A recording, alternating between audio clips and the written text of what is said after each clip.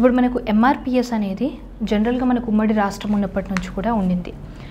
మీరు సపరేట్గా ఏపీ ఎంఆర్పిఎస్ అని పెట్టడానికి రీజన్ ఏంటండి?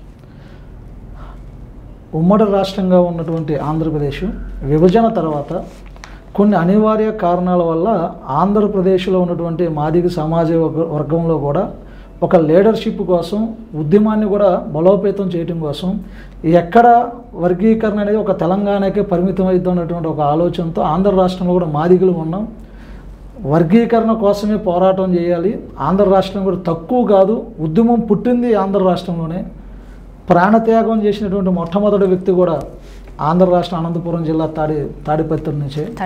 అటువంటి నాయకత్వం వహించిన ఆంధ్రాలో కూడా మాదిగలను ప్రాతినిధ్యం వహించాలన్న ఆలోచనతో నాకు ముందున్నటువంటి ఇప్పుడు ఎమ్మెల్యే అయినటువంటి వ్యక్తి ఎంఎస్ రాజు, జిన్నే రమణయ్య అధ్యక్షుడిగా వర్కింగ్ ప్రెసిడెంట్గా ఆంధ్ర రాష్ట్రంలో ఏర్పాటు చేయటం, వాళ్ళతో యువజన విభాగ అధ్యక్షుడిగా పనిచేసుకొని ఈరోజు అధ్యక్షుడిగా నేను మా పరిధిలో ఉన్నటువంటి దాదాపు ఈ 4-5 సంవత్సరాలుగా రాష్ట్ర వ్యాప్తంగా మాదిగలను సమీకరించుకొని మా వంతు మేము ప్రయత్నం చేస్తూ ఢిల్లీ జంతర్ మంతర్లో కూడా కేంద్ర ప్రభుత్వానికి కూడా వ్యతిరేకంగా వర్గీకరణ చేయాలని తీర్పు కోసం చేసేటువంటి పోరాటాలు అందరితో పాటు మేము కూడా చేసాం.